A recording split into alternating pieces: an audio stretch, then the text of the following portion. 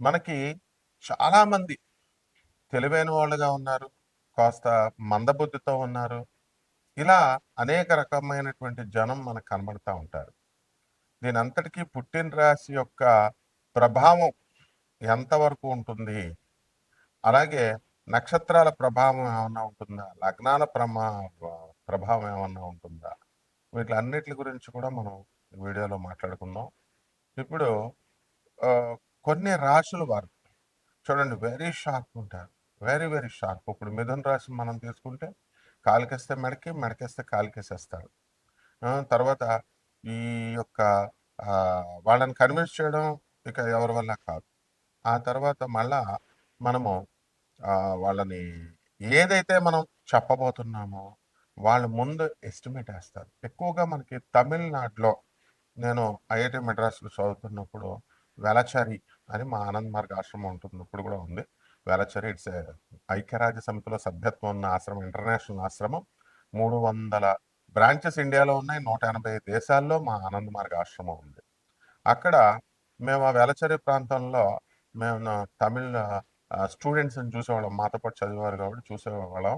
కాలికేస్తే మెడకి, మెడకేస్తే కాలికి. అలా ఐక్యూ ఎలా ఉండేదంటే భయపడిపోయేవాళ్ళం అనమాట. సో, అంత తెలివితేటలు పాదరసం లాంటి తెలివితేటలు ఎలా వచ్చినాయి అంటే, ఈ యొక్క పునర్వసు నక్షత్రం వాళ్ళకి మూడో పాదం, పుష్యమి ఈ పుష్యమి వాళ్ళు ఈ కర్కాటక రాశిలోకి వచ్చేటటువంటి వాళ్ళకంటే కూడా మనకి ఈ మిథున రాశి మూడో పాదం, పునర్వసు మూడో పాదం వాళ్ళు చాలా ఫాస్ట్ ఉన్నారు. సో, డెసిషన్ మేకింగ్ పవర్స్ వచ్చేసరికి కాస్త డైలమాలో ఉంటారు.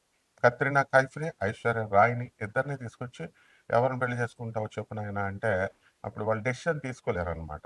ఇది ఒకటే వీళ్ళలో లోపం. ఆ విధంగా మనము మేషరాశిని మనం తీసుకున్నప్పుడు మేషరాశికి విపరీతమైనటువంటి దూకుడు స్వభావం. దేన్నైనా సరే హుషారు. అయితే మేకపోతే గాంభీర్యం ఉంటుంది. అంటే లోపల భయం ఉంటుంది. కానీ దుఖే కమాండర్ ఏం చెప్తాడు almost all the air force commanders కానీ లేకపోతే ఈ యొక్క ఆర్మీలో కమాండర్స్, ఈ ఆర్మీ మెన్ వీళ్ళంతా కూడా ఎయిర్ మ్యాన్ వీళ్ళంతా కూడా నేవీల్ వీళ్ళంతా కూడా ఈ యొక్క మేషరాశి ప్రభావంలోకి వస్తారు. పోలీస్ ఆఫీసర్స్ అంతా. సో, ఈ ఆర్మీ వాళ్ళు కమాండర్ ఆర్డర్ ఇవ్వడమే వీళ్ళు వెంటనే చేసేస్తారు. That's all. సో, ఈ విధంగా మహేష్ శర్మ అని వింగ్ కమాండర్ ఉండేవాడు. టాంజన్ ఎయిర్ ఫోర్స్ కమాండర్. ఒకసారి మేము ఎయిర్ ఫోర్స్ బేగంపేట్ గేట్‌లోకి వెళ్తుంటే అప్పుడు అక్కడ ఉన్నటువంటి జవాను నేను తీసుకెళ్ళిన ఇంకొకళ్ళని రానివ్వట్లేదనమాట. ఇద్దరికీ అర్హత ఉంది లోపలికి వెళ్ళడానికి. కానీ అతను రానివ్వట్లేదు. నన్ను ఒకడినే పంపుతున్నాడు. అట్లా కాదని నేను ఇచ్చేస్తే అడుగుతుంటే తుపాకీ తీసాడు నా మీద పెట్టడానికి. సో, వెంటనే మహేష్ శర్మ వింగ్ కమాండర్‌కి ఫోన్ చేయగానే లోపలికి వెళ్ళిన తర్వాత ఆయన బిస్కెట్లు ఇచ్చి, టీ ఇచ్చి ఒకటే చెప్పాడు నాకు అప్పటి నుంచి గుర్తుపెట్టుకోండి అందరూ కూడా. మేషరాశి వాళ్ళ సైకాలజీ చెప్తున్నా. నాయనా వాళ్ళు ఫోర్త్ క్లాస్ పీపుల్ ఎయిర్‌మెన్ సెక్యూరిటీలో ఉంటాడు. వాళ్ళకి బ్రెయిన్ పనిచేయదు. ఫస్ట్ షూట్ చేసేసాడనుకో తర్వాత నువ్వేం చేస్తావు తర్వాత? కాబట్టి be careful with them. Don't argue అని చెప్పాడు. అంటే ఏంటి? ఆయన ఎయిర్ ఫోర్స్‌లో గేట్ దగ్గర ఉన్నటువంటి సెక్యూరిటీ. ఆయన గవర్నమెంట్ ఎంప్లాయీ ఎయిర్‌మ్యాన్. ఈయన ఆఫీసరే. బట్ పాలిష్డ్‌గా ఉంటారన్నమాట. సో, మేషరాశి వాళ్ళు ఫోర్త్ గ్రేడ్ ఎంప్లాయీస్‌తో గొడవలు పెట్టుకోకూడదు మీరు. అంటే మేషరాశి వాళ్ళ దూకుడు స్వభావం ఉంటుంది. కమాండర్ షూట్ అన్నాడనుకోండి పాకిస్తాన్‌లో, అంతే షూటే. ఆడు అవతలోడు మనం వెళ్ళినా బోర్డర్ దగ్గర ఉన్నా మనల్ని కూడా షూట్ చేసి అవతల పడేస్తారు. తర్వాత సంగతి తర్వాత. కాబట్టి ఈ యొక్క మేషరాశి వాళ్ళంతా దూకుడు స్వభావము, ఆలోచన తక్కువగా ఉంటుంది. ఏమనుకోకండి మళ్ళీ ఆలోచన తక్కువగా ఉందని. అంటే పాపం ఈజీగా మోసపోతారని. మీకు అర్థం కావట్లే నేను చెప్పేది. మళ్ళీ కామెంట్స్ పెడతా ఉంటారు. బాధపడతా ఉంటారు. Don't worry. ఇక వృషభ రాశి వాళ్ళు ఉందనుకోండి. వీళ్ళది పాపం ఎద్దు ఏం చేస్తుందండి? గాడి చాకరీ. నిన్న ఒక వీడియోలో చూశాను. అబ్బా! ఎంత బాగా చెప్పాడురా బాబు ఈ పాయింట్ అనుకున్నాను. వృషభ రాశి వాళ్ళందరికి అసలు బుర్ర లేదు. వీళ్ళకి మందబుద్ధులు అన్నాడు. కరెక్ట్ అది వాస్తవమేమో. ఎందుకనంటే ఈ యొక్క వృషభ రాశి వాళ్ళు నాది వృషభ రాశి కాబట్టి చెప్తున్నాం. మామూలుగా అబ్బా! మనంత తెలివైన వాళ్ళు లేరు. అబ్బా! అని పెద్ద ఫీల్ అయిపోతూ ఉంటాం మనం. అయితే అది కాదు నాయన బోలెడుమంది ఓ 250 మంది, 300 మంది మోసం చేస్తూ ఉంటారు నన్ను. ఇప్పుడు కూడా మీరు బాగుపడాలని, సమాజాన్ని రెనోవేట్ చేయాలని, రిఫార్మ్ చేయాలని మనకెందుకంట ఇవన్నీ ఆ! హాయిగా అందరూ చెప్పుకునేలా చెప్పుకోక ఏదో మనం మిమ్మల్ని జాగ్రత్తగా తీసుకురావాలా అనుకుంటాం కదా! సో, దానివల్ల ఏమవుతుందంటే మనకి తిట్లు తింటాం గదా! కొంతమందికి అప్రియం. అందువలన సో, ఈ విధంగా ఉంటుందనమాట. అందుకని మనకి ఈ మందబుద్ధనమాట. బోలెడన్ని సార్లు మోసపోయినా సరే. కాబట్టి ఈ వృషభ రాశి వాళ్ళంతా కూడా మనకి ఎలా ఉంటుంది అనంటే, మనం చేసేటటువంటి ఈ యొక్క పనులన్నీ కూడా మనకి ఆహ్, కష్టపడతాం. కష్టపడి ఈ వృషభ రాశి వాళ్ళంతా కూడా ఒక ఐక్యతతో, ఒక యూనిటీతో మనమంతా కూడా చేసుకోవాలి అనేటటువంటి లీడర్షిప్ క్వాలిటీస్‌తో దృష్టితో ముందుకెళ్తారు.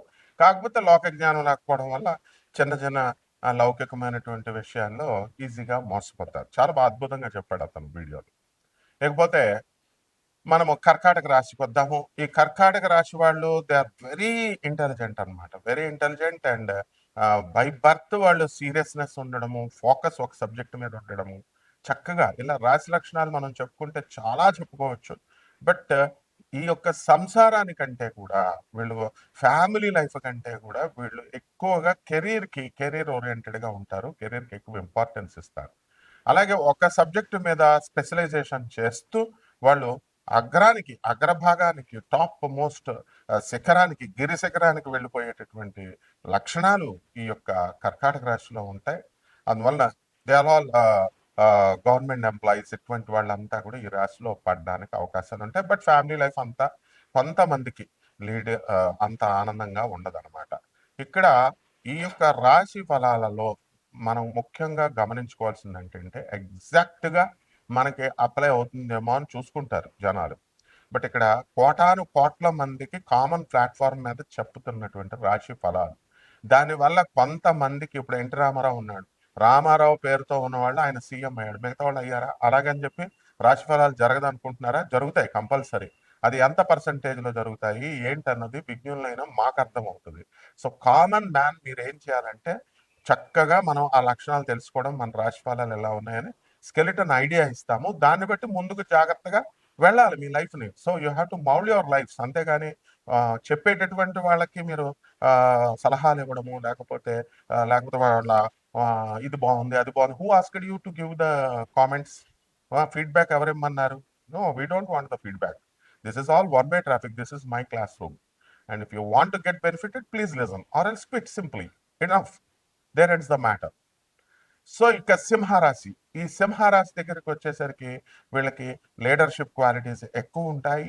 అండ్ డెఫినెట్‌గా కాస్త ఈగోయిస్టిక్‌గా వీళ్ళు ఉండడం అనేటటువంటిది జరుగుతుంది. But still then no problem. And ప్రతి ఒక్కళ్ళకి కూడా హెల్ప్‌లు చేయడం జరుగుతుంది. యూఎస్‌లో రెసెషన్ టైమ్‌లో కూడా మనకి చాలామంది ఈ సింహరాశి వాళ్ళంతా కూడా ఒక ఎవరైతే అప్రోచ్ అయ్యారో వాళ్ళకి జాబ్‌లనేటటువంటివి వాళ్ళు హెచ్ఆర్‌గా ఉన్నటువంటి వాళ్ళు హెల్ప్ చేయడం అనేటటువంటిది జరిగింది. So, to the maximum extent వరకు ఈ యొక్క సింహ రాశి వాళ్ళంతా కూడా ముఖ్యంగా మఖా నక్షత్రం వాళ్ళు ముఖ్యంగా చాలా ఇదిగా వాళ్ళంతా కూడా హెల్ప్ చేయడం అనేటటువంటిది జరుగుతుందనమాట. కాబట్టి ఈ యొక్క సింహ రాశి వారికి అందరికీ కూడా బ్రహ్మాండమైనటువంటి, అద్భుతమైనటువంటి లక్షణాల్ని మీరు ఈ లీడర్‌షిప్ క్వాలిటీస్ అనేటటువంటివి మీరు డెవలప్ చేసుకుంటారు. ఇకపోతే కన్యా రాశి. ఈ కన్యా రాశి వాళ్ళకి మనం ఏమని చెప్తామండి? They are less stabled mind. సంచలత్వం ఎక్కువ. తర్వాత బుద్ధి బలము ఎక్కువ అని మనం చెప్పుకుంటాం. కాబట్టి వీళ్ళకి కూడా బుధుడు అధిపతి కాబట్టి వెరీ షార్ప్ ఉంటారు. చాలా అనుకున్నవన్నీ కూడా ఒక గోల్ పెట్టుకొని చక్కగా ముందుకు వెళ్తూ, జాగ్రత్తగా చేసుకుంటూ వెళ్తారు. అండ్ ఫ్యామిలీ లైఫ్ దగ్గరికొచ్చేసరికి అది అడ్జస్ట్‌మెంట్ అనేటటువంటిది అడ్జస్ట్‌మెంట్ కాలేరు వీళ్ళు.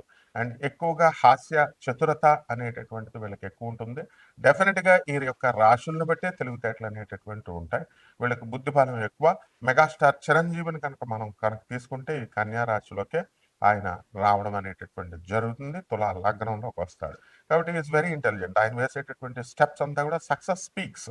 ఎవరు సక్సెస్ అయ్యారు అనేటటువంటి వాళ్ళు మనకి ఎక్స్ట్రార్డినరీ ఇంటెలిజెన్స్ అవసరం లేదు. Success speaks. సక్సెసే మనం సక్సెస్ ఉన్నారంటే వాళ్ళకి ఏదో ఒక యాంగిల్‌లో ఒక రకమైన తెలివితేటలు ఉన్నాయని అర్థం అనమాట. ఫెయిల్ అయ్యారంటే ఎక్కడో ఒక చోట మనకి మనం ఎంత తెలివైన వాళ్ళమైనా ఎక్కడో ఒక మైనస్ పాయింట్, ఎక్కడో ఒక కొండకి చిన్న చిల్లున్నట్టుగా మనకు ఒక మైనస్ పాయింట్ ఎక్కడో ఉంది అని మనం అర్థం చేసుకోవాలి. ఆ రకంగా మనము తులారాశి దగ్గరికి వచ్చేసరికి అలాగే మనకిప్పుడు ఈ శని కుంభరాశిలోకి మనకి కుంభరాశిలో ఉన్నటువంటి ఈ శని మార్చి 29, 2025 సంవత్సరంలో మీన రాశిలోకి వెళ్ళిపోయాడు. మీన రాశిలోకి వెళ్ళిపోయినప్పుడు మనకి కొన్ని రాశుల వారికి అర్ధాష్టమ, అష్టమ, తర్వాత ఏలినాటి శనిలు జరుగుతాయన్నమాట.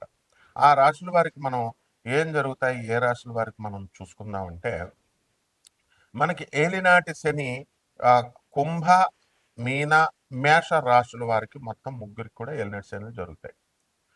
కాబట్టి ఈ యొక్క కుంభరాశి వారికి యావరేజ్గా 2.5 సంవత్సరాలు, మీనరాశి 5 సంవత్సరాలు, అండ్ ఈ యొక్క మేషరాశి వారికి 7.5 సంవత్సరాల పాటు ఇంకా మీకు ఏలినాటి శని జరుగుతుంది.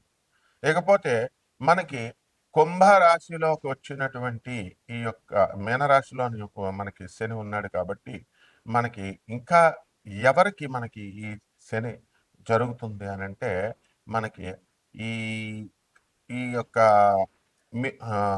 సింహరాశి తీసుకున్నాం. సింహరాశి వాళ్ళకి ఏమవుతుందంటే అష్టమ శని జరుగుతుందండి, అష్టమ శని. అలాగే మనము ధనుస్సు రాశి వాళ్ళని తీసుకున్నాం అనుకోండి, ధనుస్సు తర్వాత మకర, కుంభ, మీనాలు. కాబట్టి ధనుస్సు రాశి వారికి కనుక మనం తీసుకున్నప్పుడు మీన రాశిలో ఉన్నటువంటి ఈ యొక్క వారి శని వీళ్ళకి అర్ధాష్టమ శనిని కల్పిస్తున్నాడు. కాబట్టి ధనుస్సు రాశి వారికి అర్ధాష్టమ శని, అష్టమ శని, ఈ యొక్క ఏలినాటి శని వ్యయశనిలో అని అంటూ ఉంటాము. సో ఇంతవరకు చాలు మీకు. సో దీని రీత్యా మనకి ఏం జరుగుతుందండి అంటే ఈ రాసుల వారి వల్ల ఏ అర్ధాష్టమము, అష్టమ వ్యయ శనుల్లో, ఏలినాటి శనుల్లో మీకు పనులన్నీ కూడా ఆలస్యంగా అవ్వడము, అపనిందల పాలు అవ్వడము, మీరంతా కూడా అనవసరమైనటువంటి వ్యక్తులు వచ్చి మీకు బీపీ తెప్పించడము, అనవసరమైన కూడా వృధా ఖర్చులు, ఇలాంటివన్నీ కూడా జరుగుతాయి. ప్రతి పనిలో కూడా మీకు వెనకంజు, డిస్కరేజ్మెంట్, ముందుకు వెళ్ళేటటువంటి వాడిని వెనక్కి లాగడాలు, ఇలాంటివన్నీ కూడా జరుగుతాయి. అంతేకాకుండా మంచి చెప్పేటటువంటి వాళ్ళకంటే కూడా చెడు బాగా పాస్ అయిపోతుంది అనమాట. So this is the things which are going to happen for all these రాశిస్ అనమాట, zodiac signs. And coming to the point, ఈ యొక్క తులారాశి వారిని మనం తీసుకున్నప్పుడు ఈ తులారాశి వారు ఎప్పుడు కూడా ఎంజాయ్మెంట్ అనేటటువంటి దానికి ఎక్కువ ఇస్తారు. ఇది పెద్దపీట వేస్తారు. సో కరెంట్ బిల్లులు కట్టాలా, పాల బిల్లులు కట్టాలా, ఇలా మెటీరియలిస్టిక్గా వీళ్ళు ఉండడం అనేటటువంటి జరుగుతాయి. మనుషులంటే కొంచెం ఆప్యాయత, ప్రేమలు ఎక్కువగా చూపించి వాళ్ళంతా కూడా ముందుకు వెళ్తా ఉంటారనమాట. ఇక వృశ్చిక రాశి దగ్గరికి వచ్చేసరికి ఏం జరుగుతుంది, వృశ్చిక రాశి వాళ్ళు మనకి ఈ అష్టమ గురుడు నడుస్తాడు వీళ్ళకి అందరికీ కూడా రేపు మే తర్వాత. కాబట్టి ఈ యొక్క వృశ్చిక రాశి వారు ఓవర్ యాక్టివ్గా ఉంటారు. అండ్ తప్పకుండా స్పీడ్గా ఉండడము, వీళ్ళు అనుకున్నవన్నీ కూడా సాధించాలి అనేటటువంటి కసితో వెళ్తారు. వీళ్ళు ఎవరికి పెద్దగా హాని చేయరు.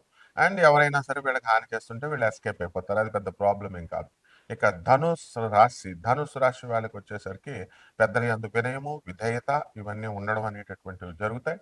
ముఖ్యంగా ఈ ధనుస్సు రాశి వారికి అర్ధాష్టమ శని, రాహువు ఈ యొక్క మే 30 వరకు జరుగుతున్నాడు. మే 30 తర్వాత రాహు పక్కకి వెళ్ళిపోయి మంచి స్థానంలోకి వెళ్ళిపోయి అర్ధాష్టమ శనిని పొందుతూ ఉంటాడు. ఈ ధనుస్సు రాశి వాళ్ళు మనకి అనుకున్నవన్నీ కూడా సాధించాలి, వినయంగా వాళ్ళు సాధించుకుంటూ ముందుకు వెళ్తారు. దైవభక్తి, తీర్థయాత్రలు ఇలాంటివన్నీ కూడా చేసుకుంటూ వెళ్తారు. ఇక మకర రాశి వాళ్ళు they are made discipline, highly discipline. So ఒంటరిగా ఉండడం అనేటటువంటిది చేస్తారు, ఐసోలేటెడ్గా.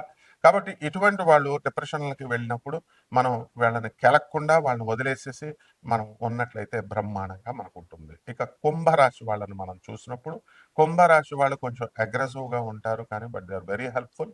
అండ్ బంధువులను అందరినీ కూడా వీళ్ళు పైకి తీసుకురావడము, బంధువులు అందరితో కూడా వీళ్ళని అడగకపోయినా సరే వీళ్ళు కెలుక్కొని మరీ వెళ్ళి బంధువులు ఇళ్ళకి వెళ్ళి మరి వాళ్ళతో వాళ్ళకి సహాయాలు చేసి మళ్ళీ దొబ్బలు తిని వస్తూ ఉంటారనమాట అన్నిటిలో కూడా. సో ఇలాంటివన్నీ కూడా పట్టించుకోరు పాపం వాళ్ళు. అవతల వాళ్ళు వాళ్ళకి దొబ్బలు పెట్టినా ఏం చేసినా కూడా they won't care, but they will be keeping on helping the people.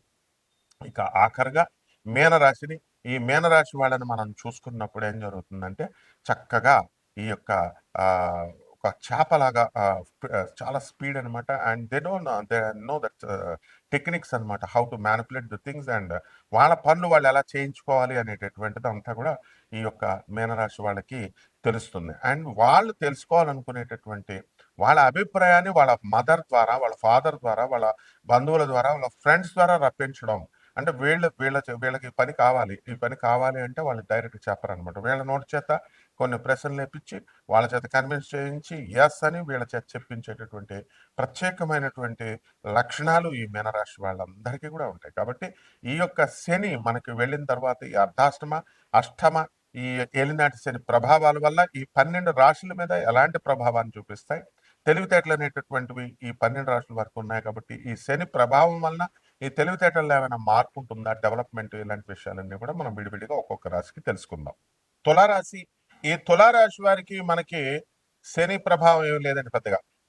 కాబట్టి అష్టమ శని లేదు, అర్ధాష్టమ శని లేదు, ఏలినాటి శని లేదు. కాబట్టి తులారాశి వాళ్ళందరికీ కూడా మనకి మే 30, 2025 సంవత్సరం తర్వాత గురు బలం బాగా పెరిగి గురువుల ఆశీర్వాదం వచ్చి మీరంతా కూడా వృద్ధి చెందడానికి అవకాశాలుంటాయి. కాబట్టి ఈ తులారాశి వారంతా లాభంలో ఉన్నటువంటి కేతుగ్రహ ప్రభావం వలన విదేశీ సంబంధమైనటువంటి వ్యవహారాలన్నీ కూడా మీకు వస్తాయి. విద్యార్థులు ఎవరైతే ఉన్నారో మే 30 తర్వాత మాత్రమే విదేశాల విశ్వవిద్యాలయాల్లో మీకు సీట్లు రావడం అనేటటువంటిది జరుగుతుంది. కాబట్టి ఈ యొక్క రాశి వారంతా కూడా మీకు కోర్టు సమస్యల్లో ఉన్నటువంటి వాళ్ళు చాలా మంది ఉంటారు. అటువంటి వాళ్ళు అంతా కూడా కోర్టు బెంచ్ మీదకి ఇంకా కేసులు రాలేదని బాధపడుతూ ఉన్న వాళ్ళు ఉంటారు. సో వీళ్ళందరి కేసులు కూడా మీకు బెంచ్ మీదకి రావడానికి అవకాశాలున్నాయి. మీ ఆస్తులు ఇవన్నీ కూడా న్యాయపరంగా మరి ప్రతి ఒక్కరికి కూడా చాలా ఎక్కువ రావాలని ఉంటుంది. జడ్జెస్ డిసైడ్ చేస్తారు, లాయర్లు డిసైడ్ చేస్తారు. కాబట్టి ఈ విధంగా మీకు ఏవైతే పనులున్నాయో ఈ జాలీగా చక్కగా వెళ్ళేటటువంటి ఈ తులారాశి వారు మెస్మరిజం పవర్ వస్తుంది. వ్యాపారాలు బ్రహ్మాండంగా సాధిస్తారు. సాఫ్ట్‌వేర్ కంపెనీలు ఇవన్నీ కూడా చాలా వృద్ధిలోకి మీరు రావడం అనేటటువంటిది జరుగుతుంది. కాబట్టి ఈ యొక్క మనకి మే 30 తర్వాత కుటుంబంలో కొన్ని గొడవలు రావడానికి ముఖ్యంగా పిల్లల నుంచి మనస్తాపం అనేటటువంటిది మీరు పొందడానికి అవకాశాలుంటాయి. కాబట్టి దీనికోసం పరిహారాలు మనం చక్కగా తెలుసుకోండి. పరిహారాలు ఏమిటంటే ఈ తులారాశి వారికి మనకి ఈ యొక్క రాహు మనకి మే 30 నుంచి డౌన్ అవుతున్నాడు కాబట్టి రాహు జపం చేసుకోండి, రాహు స్తోత్రాలు చదువుకోండి. రాహుకి కిలోంపావు మినుముల్ని ఆవు పేడ రంగు ఉన్నటువంటి వస్త్రాలనిచ్చి పేద బ్రాహ్మణులకి మీరు శనివారం నాడు ఉదయం 8 గంటలకి దానం చేసుకోండి. అలాగే దశ మహావిద్యల్లో ఒకటైనటువంటి బగళాముఖి అమ్మవారి యొక్క హోమాన్ని మీ ఇళ్లల్లో జరిపించుకోండి. ఆ తర్వాత దుర్గాదేవి యొక్క బెజవాడ కనకదుర్గమ్మ తల్లి యొక్క పటాన్ని పెట్టుకొని ఆ పటం దగ్గర ఆమె పాదాల దగ్గర మీరు చక్కగా కుంకుమార్చన మీరు చేసుకోవాలి. అలాగే మనకి ఈ యొక్క రాశి ఫలాలు ఇంకా విపులంగా మీరు తెలుసుకోవాలి అనుకుంటే ఇదంతా కూడా ఒక స్కెలిటన్ ఐడియా. అందువలన చక్కగా కోటాను కోట్ల మందికి కామన్ ప్లాట్ఫారం మీద చెప్పబడేటటువంటి ఈ రాశి ఫలాలు దేవుడికి ప్రసాదం లాగా చిన్న ముక్క మాత్రమే పెడతారు ఎవరైనా సరే. మొత్తం కంప్లీట్‌గా తెలుసుకోవాలంటే మీ వ్యక్తిగత జాతకాలు తెలుసుకోవాలా. మీకు ఫ్రీగా మేము ఆ అవకాశాన్ని కల్పిస్తున్నాం. ఎన్ని కోట్ల మందికైనా సరే నో ప్రాబ్లమ్. అలాగే చక్కగా నాన్ కమర్షియల్ యాస్పెక్ట్‌తో చెప్పేటటువంటి ఈ యొక్క జాతకాల కోసం మీరేం చేయాలి స్క్రీన్ మీద పడేటటువంటి ఆ యొక్క ఫోన్ నంబర్‌కి మీరు వాట్సాప్ డీటెయిల్స్ అవి పెట్టుకోండి. అలాగే ఏవండి మరి ఈ రాశి ఫలాలు అన్నీ ఎక్కువ సేపు చెప్పలేదండి అని ఫీల్ అవ్వాల్సినటువంటి అవసరం లేదు. ఏంటంటే రాశి ఫలాలు నీ జీవితం అంతా కూర్చోపెట్టి నీ జాతకం చెప్పినా సరే అది తృప్తినివ్వదు నీకు. ఎంతసేపు ఇంకా వినాలనే ఉంటుంది. కాబట్టి జాగ్రత్తగా తెలుసుకొని చెప్పే పరిహారాలు చేసుకోండి. శుభమస్తు.